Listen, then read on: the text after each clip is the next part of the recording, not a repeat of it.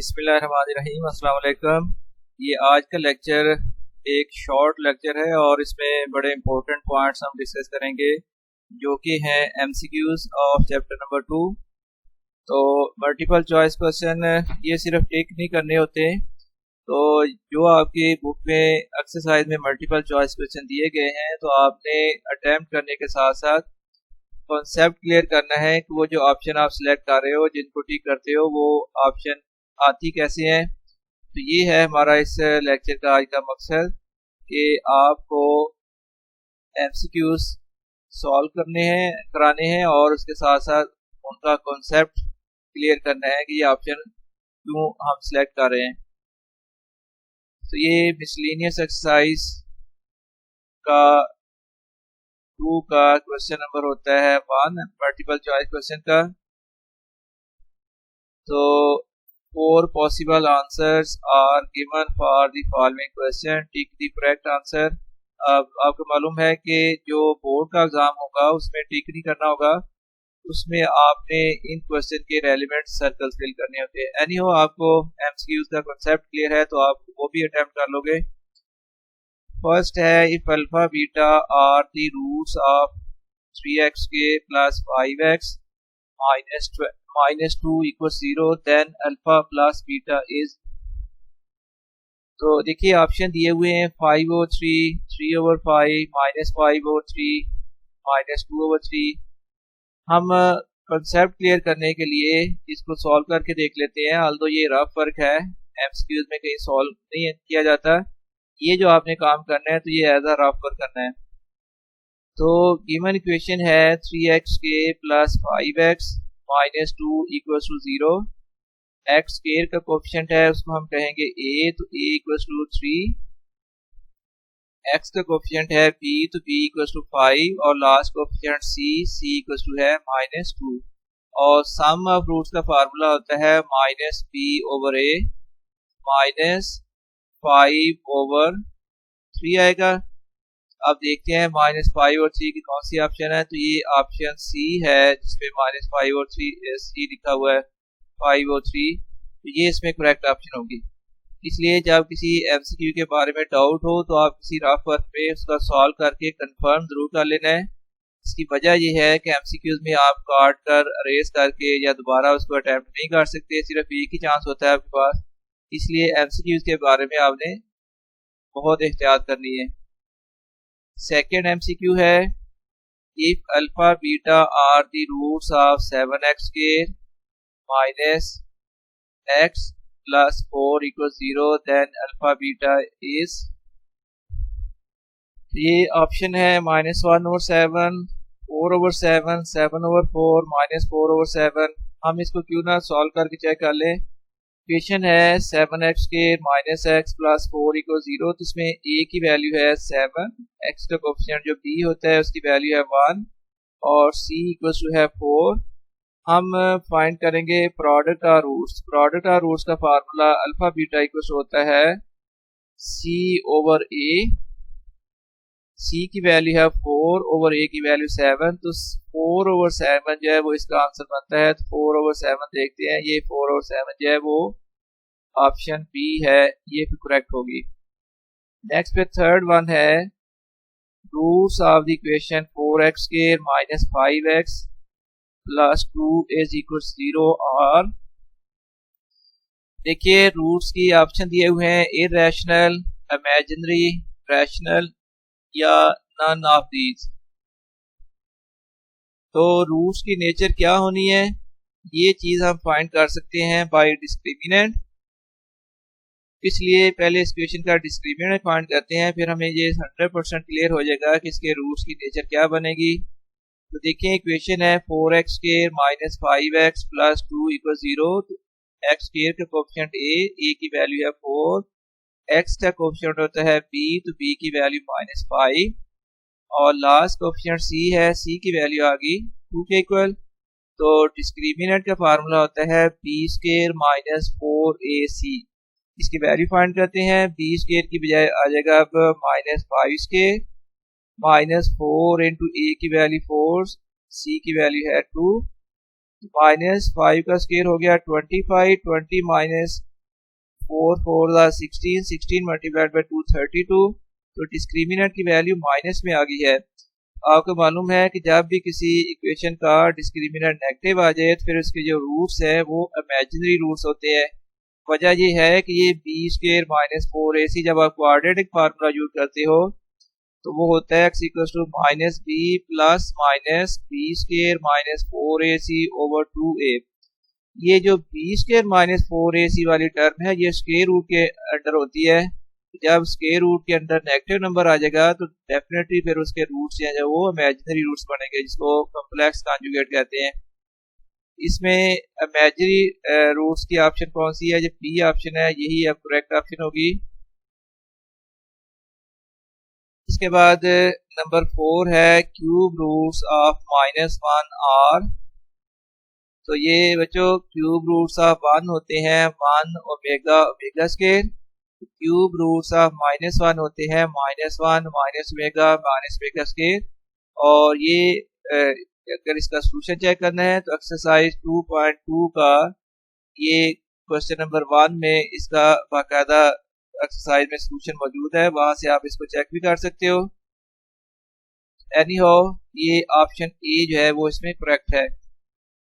इसके बाद number 5 cube root sum of the cube roots of unity is. ये बाकायदा प्रूफ है क्यूब रूट्स ऑफ यूनिटी की प्रॉपर्टीज में sum of cube roots of unity equal होता है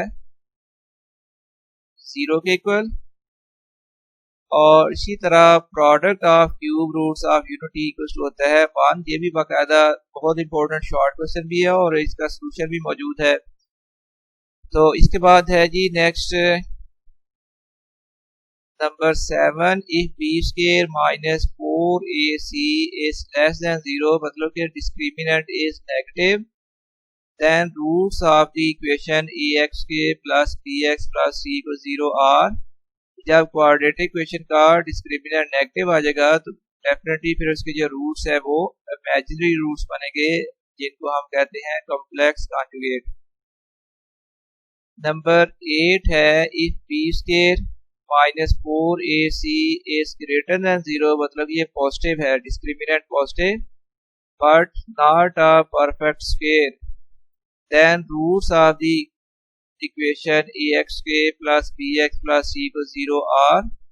देखिए जब डिस्क्रिमिनेंट पॉजिटिव हो और परफेक्ट स्क्वायर नहीं हो तो फिर इसके जो रूट्स हैं वो बनते हैं इररेशनल।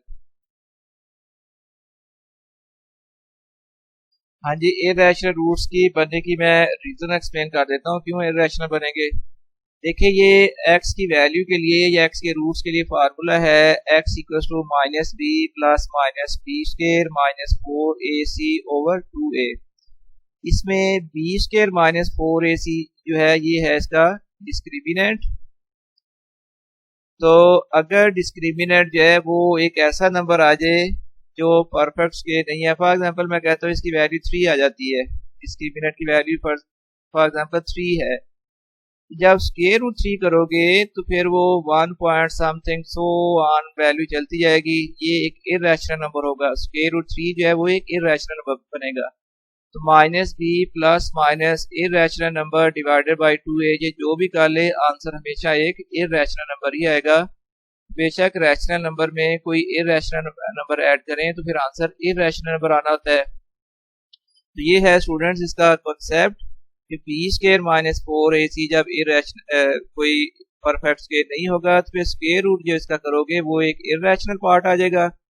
जब माइनस बी में इररेशनल पार्ट प्लस हो या माइनस हो, आंसर डेफिनेटली एक इररेशनल नंबर ही आना है।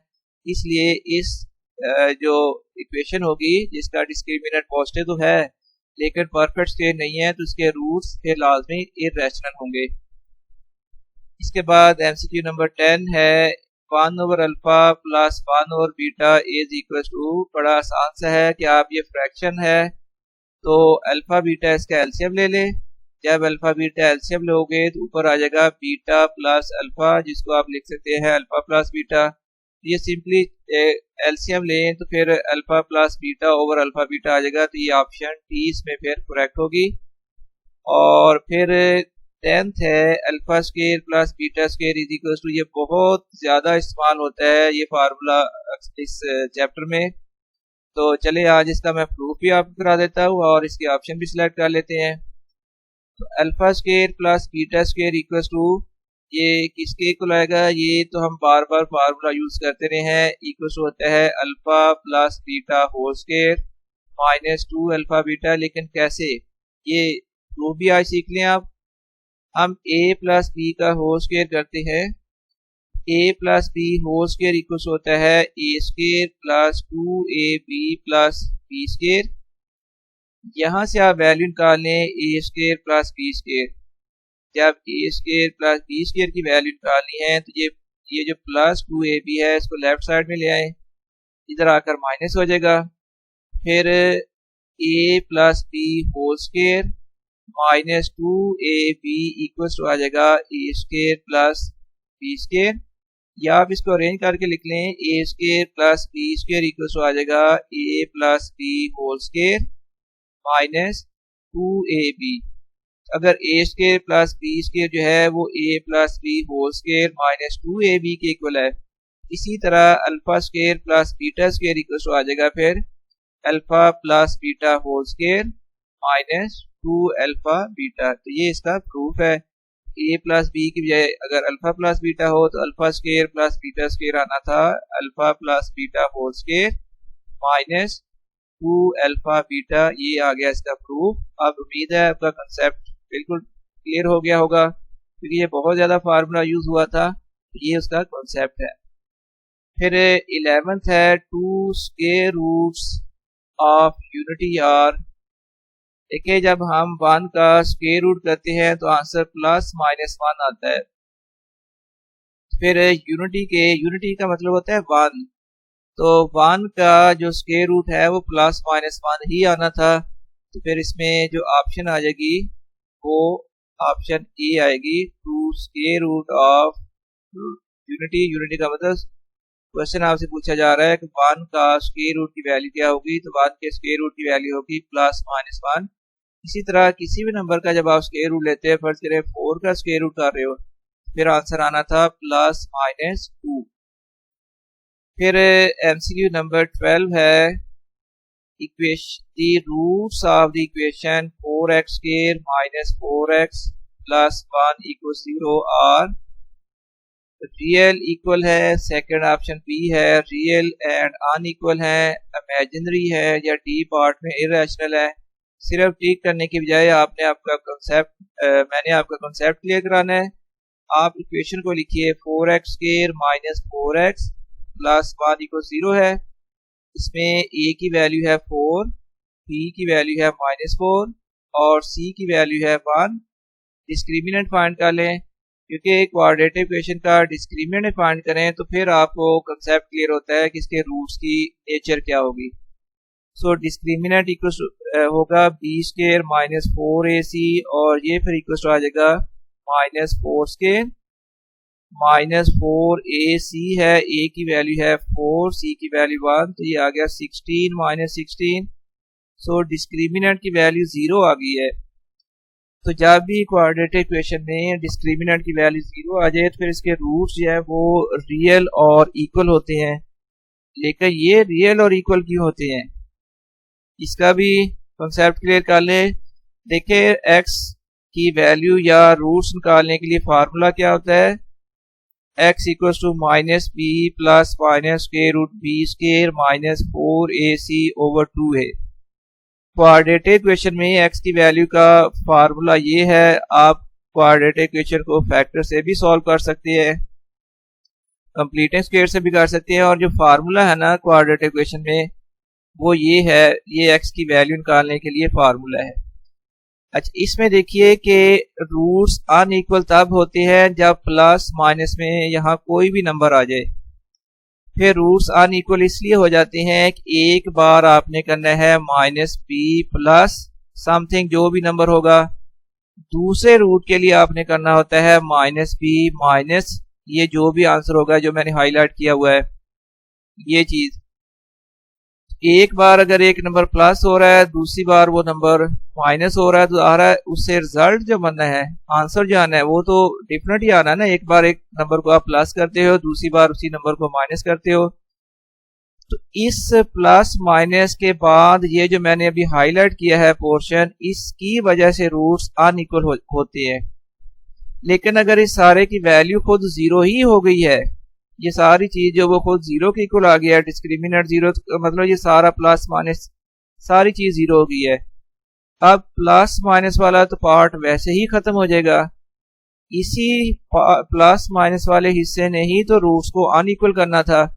अब ये प्लस माइनस वाला जब हिस्सा ऑलरेडी खत्म हो चुका है, क्योंकि डिस्क्रिमिनेंट अगर जीरो आ गया है, अब रूट्स पे लाजमी इक्वल आ जाएंगे। फिर प्लस ना होना है किसी नंबर ने, ना किसी नंबर ने इसमें माइनस होना है, तो सिंपली रूट आ जाएंगे -b/2a। तो ये इक्वल रूट्स होते हैं। और ये भी याद रखें कि जब डिस्क्रिमिनेंट जीरो के इक्वल आ जाए तो वो जो पॉलिनोमियल है वो फिर एक परफेक्ट स्क्वायर भी बनता है। एनी हो, ये है इसका कॉन्सेप्ट कि रूट्स अनइक्वल होने की वजह थी प्लस माइनस ये जो स्क्वायर रूट b² -4ac। जब इसकी वैल्यू जीरो हो जाए तो फिर रूट्स लाजमी इक्वल हो जाएंगे, क्योंकि अब प्लस माइनस वाला पार्ट खत्म हो जाता है जिसने रूट्स को अनइक्वल करना था। इसके बाद है जी 13th part. If alpha beta are the roots of pxk plus qx plus r equals 0, then sum of the roots 2 alpha and 2 beta is। Option है -q/p, बी ऑप्शन है r/p, सी ऑप्शन है -2q/p और D option है -q/2p। Any हो, solve करके देखते हैं। Given question है pxk plus qx plus r equals to 0। इसमें a की वैल्यू है p और b इक्वल्स टू है q, c इक्वल्स टू है r। यानी हो ठीक है। अब सम ऑफ रूट्स का फार्मूला होता है, यानी अल्फा प्लस बीटा का फार्मूला है -p/a। तो अगर वैल्यू पुट करें तो अल्फा प्लस बीटा की वैल्यू आ जाएगी -q/p। लेकिन हमने वैल्यू फाइंड करनी है, सम ऑफ करना है 2 अल्फा और 2 बीटा का। तो चलो इसका सम कर लेते हैं। जब अल्फा प्लस बीटा की वैल्यू आ गई है तो अब हम कर सकते हैं 2 अल्फा प्लस 2 बीटा, ये इक्वल टू आ जाएगा, अब 2 कॉमन ले लें, इनटू में आ जाएगा अल्फा प्लस बीटा, जबकि अल्फा प्लस बीटा की वैल्यू हम ऑलरेडी फाइंड कर चुके हैं। तो ये फिर इक्वल टू आ जाएगा 2 × -q/p। तो ये मल्टीप्लाई होकर फिर 2 अल्फा प्लस 2 बीटा का आंसर बनता है -2q/p। ये है इसकी करेक्ट ऑप्शन। सॉल्व करके देख लिया, अब कॉन्सेप्ट जो है वो 100% क्लियर हो गया। तो -2q/p जो है वो ऑप्शन नंबर सी जो है वो करेक्ट बनेगी। नंबर 14th है, if alpha beta are the roots of x² -x -1 equals 0, then product of the roots 2 alpha and 2 beta is। Option तो है हमारे पास लेकिन कॉन्सेप्ट नहीं है अभी हमारे पास। तो ए ऑप्शन है -2, बी की वैल्यू है 2, सी इक्वल्स टू है 4 और डी की ऑप्शन है -4। इसको सॉल्व करते हैं। x² -x -1 equal 0। इसमें देखिए a की वैल्यू है 1, a होता है x² का कोफिशिएंट और x का कोफिशिएंट है -1 और लास्ट कांस्टेंट कोफिशिएंट है -1। a इक्वल्स टू 1 आ गया, b इक्वल्स टू है -1 and c is equals to -1। तो अल्फा बीटा यानी प्रोडक्ट ऑफ रूट्स का फार्मूला होता है c/a। c की वैल्यू है -1 ओवर a की वैल्यू 1, तो अल्फा बीटा की वैल्यू आ गई -1 के इक्वल। लेकिन हमने प्रोडक्ट करनी है 2 अल्फा और 2 बीटा की प्रोडक्ट, जो एमसीक्यू में लिखा हुआ है। तो 2 अल्फा मल्टीप्लाइड बाय 2 बीटा हो जाएगा 4 अल्फा बीटा। 4 × अल्फा बीटा की वैल्यू हम पहले फाइंड कर चुके हैं -1, तो इसका फिर आंसर आ गया -4 के इक्वल। देखते हैं -4 कौन सी ऑप्शन है। तो ये ऑप्शन डी है, -4 इसमें आ रहा है। तो ये पूरा उसका कॉन्सेप्ट और कह लें कि सोल्यूशन है। नंबर 15th है, nature of the roots of the equation of A X के plus B X plus C equal 0 ए डिटरमिन्ड बाई, बहुत दफ़ा आप कर चुके हो कि नेचर ऑफ रूट्स कैसे फाइंड करते हो। ऑप्शन लिखी हुई है सम ऑफ रूट्स से करते हैं या प्रोडक्ट ऑफ रूट से, सी ऑप्शन है सिंथेटिक डिवीजन से, ई ऑप्शन है डिस्क्रिमिनेंट से। तो बच्चों नेचर ऑफ रूट्स फाइंड की जाती है थ्रू डिस्क्रिमिनेंट। डिस्क्रिमिनेंट से ही हमें कोऑर्डिनेट इक्वेशन के रूट्स की नेचर पता चलता है कि ये किस तरह के होंगे, रियल हैं, इरेशनल हैं, अनइक्वल हैं या इक्वल, सो ऑन। नेक्स्ट है फिर 16th MCQ, discriminant of A X के plus B X plus C equal 0 is, ये आपको मालूम है कि डिस्क्रिमिनेंट इक्वल होता है बी स्क्वायर माइनस 4ac। और इसके बाद फिर एंड में मैंने पूरे एक टेबल में 16 जो एमसीक्यूज हैं बुक में उसके ऑप्शन भी दे दिए है। इंशाल्लाह ताला बाद में किसी और लेक्चर में इससे ज़्यादा एमसीक्यूज के साथ कोई इसका लेक्चर मैं तैयार करूँगा। तो तब तक के लिए इजाज़त, और इस दुआ के साथ कि आपको समझ आ जाए, क्योंकि हमारी एफर्ट या लेबर तब फ्रूटफुल हो सकती है जब स्टूडेंट को इसकी समझ आए। ज़्यादा नॉलेज की बजाय इम्पोर्टेंट ये है कि कोई सिंपल कोई आसान अल्फाज इस्तेमाल किए जाएं जिससे जो बात की जा रही है वो स्टूडेंट को अच्छी तरह समझ आ जाए। इसका फीडबैक आप ज़रूर दिया करें लेक्चर सुनने के बाद। अगर इसमें कोई कमी कोताही है तो ज़रूर पॉइंट आउट करें, इंशाल्लाह ताला नेक्स्ट टाइम उसको ठीक करने की कोशिश की जाएगी। अब इसके साथ ही इस दुआ के साथ कि आपको बहुत अच्छी तरह समझ आ जाए। मुझे इजाज़त, अल्लाह हाफिज़।